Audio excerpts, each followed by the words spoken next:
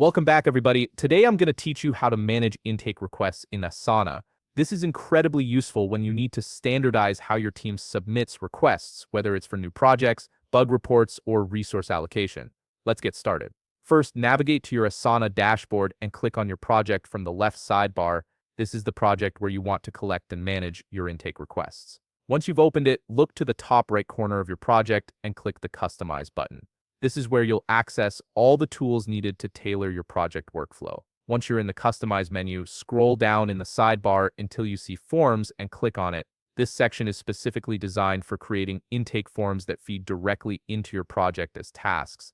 Now click plus Add to start building your new intake form. You'll now see fields where you can set up the basic details of your form. Fill out fields like request name and description, so your team knows exactly what this form is for. If you want to make it more visually appealing or branded, you can click Add Cover Image to include a header image, but this is optional. Next, it's time to add questions to your form. Click the plus New Question button in the Questions panel on the right.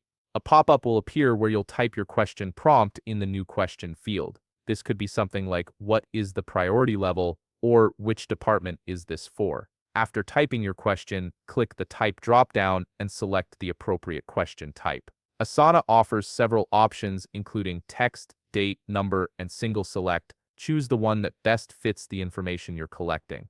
If you've selected single select or multi-select, you'll need to type each option under Type an Option Name and click plus Add an option for additional choices. Here's a powerful feature. If you click Connect to Field, you can map responses directly to an existing Asana custom field. This ensures consistency across your project and makes filtering much easier later. If your question needs clarification, add a further explanation in Add Question Description below your question prompt. You can also toggle the required switch on if the question must be answered before someone can submit the form. Once you're happy with your question, click outside the editor or use the navigation arrows to move, duplicate, or delete the question as needed. Repeat this process for all the questions you want on your intake form.